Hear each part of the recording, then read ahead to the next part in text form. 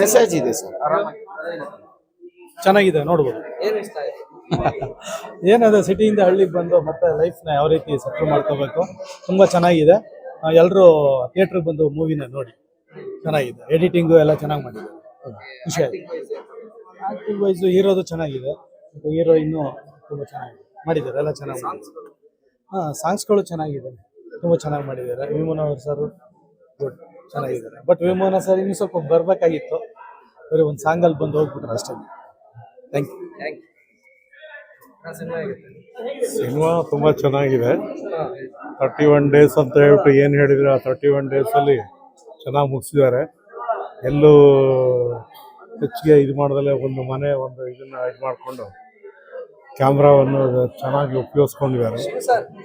So ಹೀಗಾಗಿ ಭಾಳ ಅಚ್ಚುಕಟ್ಟಾಗಿ ಸಿನಿಮಾ ಮಾಡಿದ್ದಾರೆ.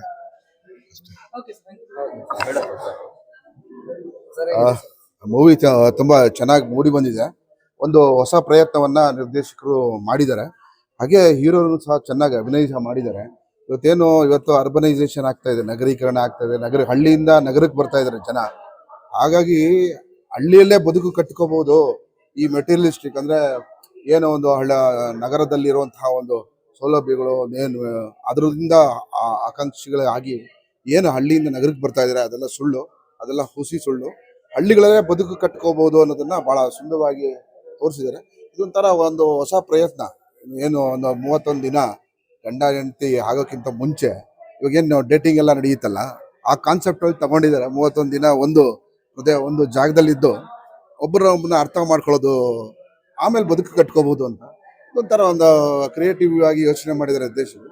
ಏನುವೆ ಒಳ್ಳೇದಾಗ್ಲಿ. ಧನ್ಯವಾದ.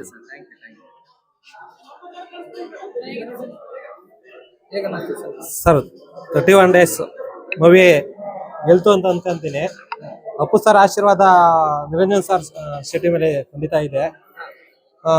ಈ ಮೂವಿ ಏನಕ್ಕೆ ನೋಡ್ಬೇಕು ಅಂದ್ರೆ, ತಂದೆ ತಾಯಿ ಸೆಂಟಿಮೆಂಟ್ ಇದರಲ್ಲಿ ತುಂಬಾ ಚೆನ್ನಾಗಿ ತೋರಿಸಿದ್ದಾರೆ ಡೈರೆಕ್ಟ್ರು. ಮತ್ತೆ ಮನೋಹರ್ ಸರ್ ತುಂಬಾ ಚೆನ್ನಾಗಿ ಮ್ಯೂಸಿಕ್ ಚೆನ್ನಾಗಿದೆ, ಕಥೆನೇ ತುಂಬಾ ಚೆನ್ನಾಗಿದೆ. ಹೇಳ್ಬೇಕು ಕಥೆನೂ ತುಂಬಾ ಚೆನ್ನಾಗಿದೆ. Thank you. ಒಂದು ಒಳ್ಳೆ ಸಿನಿಮಾ. ಪ್ರಥಮಾರ್ಧದಲ್ಲಿ ಬೋರ್ಗರೆವ ಜಲಪಾತದಂತ ಪ್ರೀತಿ, ದ್ವಿತೀಯಾರ್ಧದಲ್ಲಿ ಜುಳು ಅಂತ ನಿಧಾನವಾಗಿ ಹರಿಯುವಂತ ನದಿಯಂತ ಪ್ರೀತಿ. ಎರಡು ಪ್ರೀತಿಯ ವೈರುಧ್ಯಗಳು ಬಹಳ ಚೆನ್ನಾಗಿದೆ. ನಿರಂಜನ್ ಶೆಟ್ಟಿ ಮತ್ತು ಪ್ರಜ್ವಲಾ ಸುವರ್ಣ ನಾಯಕ ನಾಯಕಿಯರು ಅದ್ಭುತವಾಗಿ ನಟಿಸಿದ್ದಾರೆ. ಛಾಯಾಗ್ರಹಣನು ಚೆನ್ನಾಗಿದೆ. ವಿ ಮನೋಹರ್ ಅವರ ಹಾಡುಗಳು ಇನ್ನೊಮ್ಮೆ ಕೇಳಬೇಕು ಅನಿಸುವಂತ ಮಟ್ಟಕ್ಕೆ ಬಂದಿದೆ, ಬಹಳ ಚೆನ್ನಾಗಿದೆ. ಎಡಿಟಿಂಗು ಚೆನ್ನಾಗಿದೆ, ಕೊರಿಯೋಗ್ರಫಿ ಅಂತೂ ಇನ್ನೂ ಚೆನ್ನಾಗಿದೆ, ಹಾಗೂ ಕ್ಯಾಮರಾ ವರ್ಕು ಚೆನ್ನಾಗಿದೆ. ಟೋಟಲಿ ಆಗಿ ಒಂದು ಒಳ್ಳೆಯ ಪ್ಯಾಕೇಜ್ ಸಿನಿಮಾ ಕೊಟ್ಟಿದ್ದಾರೆ. ಹೊಸತನದ ನಿರೀಕ್ಷೆಯಲ್ಲಿರುವಂಥವ್ರು ನಿಜಕ್ಕೂ ಕೂಡ ಈ ಕನ್ನಡದ ಈ ಚಿತ್ರವನ್ನು ಪ್ರೋತ್ಸಾಹಿಸಬೇಕಾಗಿ ನಾನು ಅಪೇಕ್ಷೆ ಪಡ್ತೇನೆ. ಚಿತ್ರತಂಡಕ್ಕೆ ಶುಭವಾಗಿ ನಮಸ್ಕಾರ.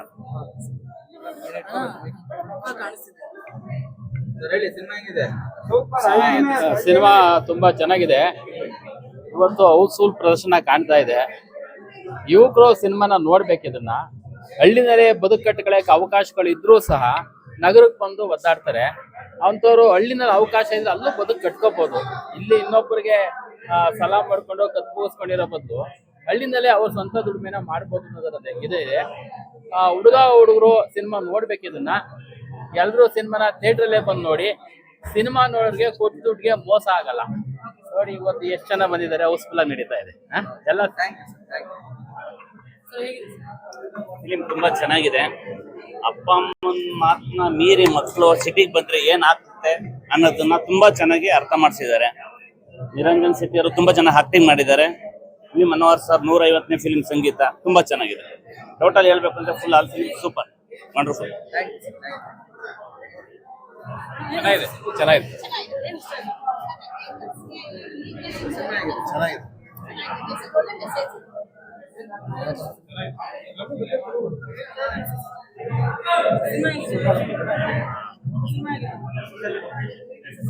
ಮೂವಿ ಚೆನ್ನಾಗಿದೆ. ತಂದೆ ತಾಯಿ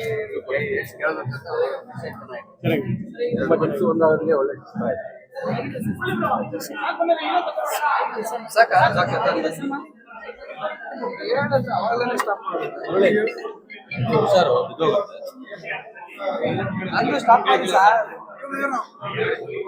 ತುಂಬಾ ಚೆನ್ನಾಗಿದೆ. ಅಂದ್ರೆ ತಂದೆ ತಾಯಿ ಇರುವಾಗ್ಲೇ ನಾವು ಜೀವನ ಕಟ್ಕೋಬೇಕು. ಹದಿಹರೆಯ ವಯಸ್ಸಿಂದ ನಾವು ಜೀವನ ಹಾಳು ಮಾಡ್ಕೋತೀವಿ ಅಲ್ವಾ. ಒಂದೊಳ್ಳೆ ಮೆಸೇಜ್ ಇದೆ. ಮತ್ತೆ ವಿ ಮನೋಹರ್ ಸರ್ ಮ್ಯೂಸಿಕ್ ಮತ್ತೆ ಸಾಂಗ್ಗಳಂತೂ ತುಂಬಾ ಇಷ್ಟ ಆಯ್ತು ನಂಗೆ. ಖುಷಿ ಕೊಡ್ತು. ತುಂಬಾನೇ ಚೆನ್ನಾಗಿದೆ. ಒಂದ್ ಮೆಸೇಜ್ ಇದೆ ಇದು ಯುವಕರಿಗೆ. ಹಳ್ಳಿ ಬಿಟ್ಟು ಸಿಟಿಗೆ ಬಂದಾಗ ಎಷ್ಟೆಲ್ಲ ಕಷ್ಟ ಪಡ್ತಾರೆ, ಅದೆಲ್ಲ ನೋಡಿದ್ರೆ ಭಯನೇ ಆಗತ್ತೆ. ಒಂದು ಒಳ್ಳೆ ಲೈಫ್ ಸಿಗ್ಬೇಕು ಅಂದ್ರೆ ತಂದೆ ತಾಯಿಗಳು ಇರುವಾಗ್ಲೇ ನಾವು ಜೀವನ ಕಟ್ಕೋಬೇಕು. ನಿಜ ತುಂಬಾ ಇಷ್ಟ ಆಯ್ತು ಸರ್. ಖುಷಿ ಆಯ್ತು.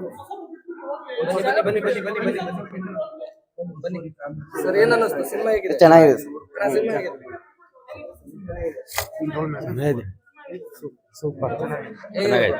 ಚೆನ್ನಾಗಿದೆ ಸರ್. ಸೂಪರ್ ಚೆನ್ನಾಗಿದೆ ಸರ್. ಚೆನ್ನಾಗಿದೆ. ಸೂಪರ್ ಮ್ಯಾನ್ ಫುಲ್ ಫಾಸ್ಟ್ ಆಗಿದ್ದಾನೆ. ಚೆನ್ನಾಗಿದೆ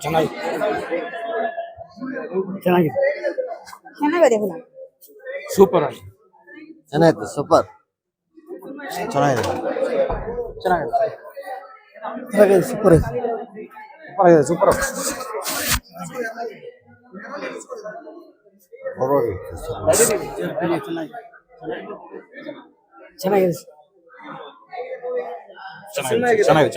ಚೆನ್ನಾಗಿದೆ. ನೋಡ್ಬೋದು ನೋಡು ಇನ್ನೂ ಟೈಮ್ ನೋಡ್ಬೋದು.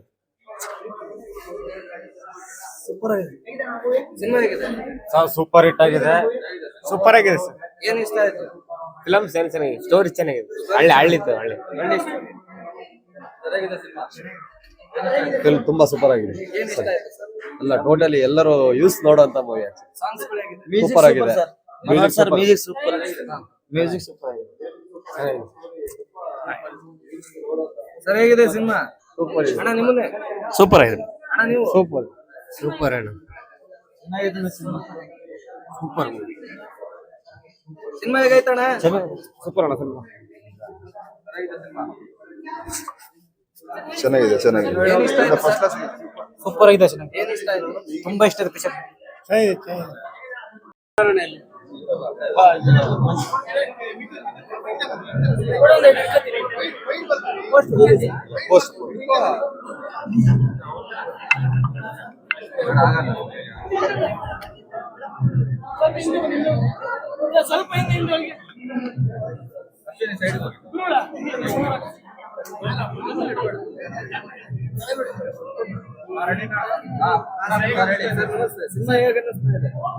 ಆಕ್ಚುಲಿ ನಿಜವಾಗ್ಲೂ ಖುಷಿ ಆಗ್ತಾ ಇದೆ. ಆಕ್ಚುಲಿ ಆಲ್ರೆಡಿ ಒಂದು ಶೋ ಮಾಡಿದೀವಿ ಶಿವಮೊಗ್ಗದಲ್ಲಿ.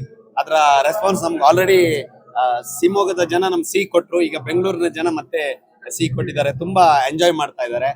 ಆಕ್ಚುಲಿ ಸಿನಿಮಾ ಅಂದ್ರೆ ಒಂದ್ 2 ಅವರ್ ಕೂತ್ಕೊಂಡು ಎಂಜಾಯ್ ಮಾಡೋದೇ, ಎಂಟರ್ಟೈನ್ ಆಗೋದೇ ಸಿನಿಮಾ ಅಂತ ನಾನು ಅಂದ್ಕೊಂಡಿದೀನಿ. ಬಟ್ ಆ ಎಂಜಾಯ್ಮೆಂಟ್ ಕಾಣಿಸ್ತಾ ಇದೆ. ಒಂದು 15-20 ಕಡೆ ಜನ ನಗ್ತಾರೆ. ಅದು ನಮ್ಗೆ ಬಂದ ಗುಡ್ ರಿವ್ಯೂ ಅಥವಾ ಒಳ್ಳೆ ವಿಚಾರ ಅಂತ ಹೇಳಕ್ ಖುಷಿ ಪಡ್ತೀನಿ. ಇದು ನಾನು ಜಾಲಿ ಡೇಸ್ ಇಂದ ಬೇರೆ ಎಲ್ಲ, ನೀವು ನನ್ನ ಎಲ್ಲಾ ಸಿನಿಮಾ ನೋಡಿದ್ರೆ ಜಾಲಿ ಡೇಸ್, ಕೇಸ್ ನಂಬರ್ 18/9, ಜಗತ್ ಕಿಲಾಡಿ, ಶಾನುಭೋಗರ ಮಗಳು, ನೀವು ಎಲ್ಲಾ ಪಾತ್ರಗಳು ತಗೊಂಡು ಒಂದ್ ಪಾತ್ರಕ್ಕೆ ಇನ್ನೊಂದ್ ಪಾತ್ರಕ್ಕೆ ನೀವು ಸಂಬಂಧನೇ ಇಲ್ಲ. ನಾನು ಸಡನ್ ನಿಮ್ಗೆ ರೋಡಲ್ಲಿ ಸಿಕ್ಕಿದ್ರೆ ನಾನು ಗುರ್ತನೂ ಆಗಲ್ಲ. ನೀವು ನನ್ನ ಪರ್ಟಿಕ್ಯುಲರ್ ಪಾತ್ರ ಆಗಿ ನೋಡಿದ್ರೆ ಮಾತ್ರ ನಾನು ಪರಿಚಯ ಆಗ್ತೀನಿ, ಅಂದ್ರೆ ಕಾಣಿಸ್ತೀನಿ. ನನ್ಗೆ ಅದು ಇಷ್ಟ. ಯಾವಾಗ್ಲೂ ನಾನು ಒಂದ್ ಪರ್ಟಿಕ್ಯುಲರ್ ಪಾತ್ರಕ್ಕೆ ಸೀಮಿತನಾಗದೆ, ಕೇಸ್ ನಂಬರ್ ನ ಒಬ್ಬ ಹೋಟೆಲ್ ಅಲ್ಲಿ ಕೆಲಸ ಮಾಡೋ ಹುಡುಗ ಇರ್ಬೋದು, ಜಾಲಿ ಡೇಸ್ ನ ಒಬ್ಬ ಇಂಟೆಲಿಜೆಂಟ್ ಹುಡುಗ ಇರ್ಬೋದು, ಜಗತ್ ಕಿಲಾಡಿ ಒಬ್ಬ ಕ್ರಿಮಿನಲ್ ಇರ್ಬೋದು, ಶಾನುಭಾಗರ ಮಗಳನ್ನ ಒಬ್ಬ ಮುಗ್ಧ ಬ್ರಾಹ್ಮಣ ಇರ್ಬೋದು, 31 ಡೇಸ್ ನ ಒಬ್ಬ ಈ ತರ ಸಾಫ್ಟ್ವೇರ್ ಹುಡುಗ ಆಗಿರ್ಬೋದು. ಇದೆಲ್ಲ ನನ್ನ ಡಿಫರೆಂಟ್ ಕೆಟಗರಿಯ ಪಾತ್ರಗಳು. ಗಾಡ್ ಗ್ರೇಸ್ ನನ್ಗೆ ಇದೆಲ್ಲ ಈ ತರದ ಪಾತ್ರಗಳು ನನ್ಗೆ ಸಿಕ್ಕಿದಾವೆ. ಅದನ್ನ ಮಾಡಿದೀನಿ. ಅದನ್ನ ಪ್ರೀತಿಯಿಂದ ಎಂಜಾಯ್ ಮಾಡ್ಕೊಂಡು ಮಾಡಿದೀನಿ ಅಂತ ಹೇಳಕ್ ಖುಷಿ ಪಡ್ತಾ ಇದ್ದೀನಿ. ಇಲ್ಲ, ನಾವೇನ್ ಹೇಳ್ತೀವಿ ಅನ್ನೋಕ್ಕಿಂತ ಜನ ನೋಡಿದ್ರೆ ಖುಷಿ ಪಡ್ತಾ ಇದ್ದಾರೆ, ಎಂಜಾಯ್ ಮಾಡ್ತಾ ಇದ್ದಾರೆ. ನಾನು ಮುಂಚೆ ಶಿವಮೊಗ್ಗದಲ್ಲಿ ನೋಡಕ್ ಆಗಿರ್ಲಿಲ್ಲ ಶೋನ. ನಾನು ಬೇರೆ ಕಡೆ ಇರೋದ್ರಿಂದ ತುಂಬಾ ಎಂಜಾಯ್ ಮಾಡಿದ್ರು. ನೋಡೋರ್ಗೆ ಫಸ್ಟ್ ಹಾಫ್ ಬೇರೆ ತರ ಹೋಗ್ತಾ ಇದೆ ಕತೆ ಅನ್ಸಿದ್ರು. ಸೆಕೆಂಡ್ ಹಾಫ್ ಅಲ್ಲಿ ತುಂಬಾ ಗ್ರಿಪ್ ಇದೆ ಕಥೆಲಿ. ಎಲ್ರಿಗೂ ಇಷ್ಟ ಆಗುತ್ತೆ. ಎಲ್ರು ಬಂದು ಸಿನಿಮಾ ನೋಡಿ ನೀವು ಇಷ್ಟಪಡ್ತೀರ ಅಂತ ಹೇಳಕ್ ಇಷ್ಟ.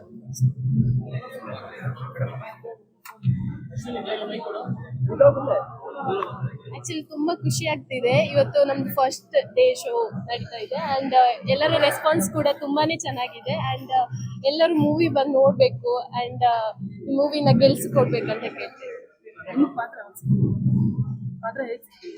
ಅಂದ್ರೆ ನಂಗೆ ಡೈರೆಕ್ಟ್ ಕಾಲ್ ಬಂತು, ಸ್ಟೋರಿ ಎಕ್ಸ್ಪ್ಲೈನ್ ಮಾಡಿದ್ರು, ನಂಗೆ ಸ್ಟೋರಿ ಇಷ್ಟ ಆಯ್ತು, ಸೊ ನಾನು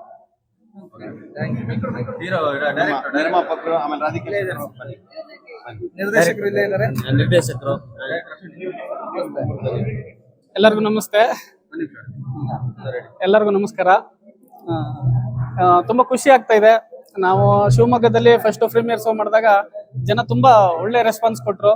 ಸೊ ಈಗ ನಮ್ಮ ಬೆಂಗಳೂರಿನ ಜನತೆ ಇಲ್ಲೂ ಕೂಡ ಥಿಯೇಟರ್ ನೋಡ್ತಾ ಇದ್ರೆ ತುಂಬಾ ಖುಷಿ ಆಗ್ತಾ ಇದೆ. ಥಿಯೇಟರ್ ತುಂಬಿದೆ, ಹೌಸ್ಫುಲ್ ಆಗಿದೆ ಫಸ್ಟ್ ಶೋ. ನಮ್ಗೆ ತುಂಬಾ ಎಕ್ಸೈಟ್ ಜಾಸ್ತಿ ಆಗ್ತಾ ಇದೆ.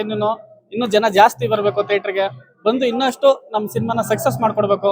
ನಾವು ಥಿಯೇಟರ್ ನೋಡ್ತಾ ಇದ್ರೆ ಕುಂತ್ಕೊಂಡು ಜನಗಳ ಹತ್ರ ನಾವು ಮಾಡಿದ್ದು ಸಾರ್ಥಕ ಆಯ್ತು ಅಂತ ಐತೆ. ಯಾಕಂದ್ರೆ ಜನ ಬಂದು ಒಂದು 150 ರೂಪಾಯಿ ಕೊಟ್ಟು ಸಿನಿಮಾ ನೋಡ್ತಾರೆ ಅಂದ್ರೆ ಎಂಟರ್ಟೈನ್ಮೆಂಟ್ಗೋಸ್ಕರ.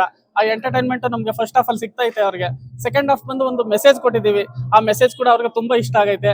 ಸೊ ಹಿಂಗಾಗಿ ಕರ್ನಾಟಕ ಜನತೆ ಬಂದು ಸಿನಿಮಾ ನೋಡಿ ಒಳ್ಳೆ ಕಂಟೆಂಟ್ ಇರೋ ಸಿನಿಮಾ, ಈ ಸಿನಿಮಾನ ಗೆಲ್ಲಿಸ್ಕೊಡಿ.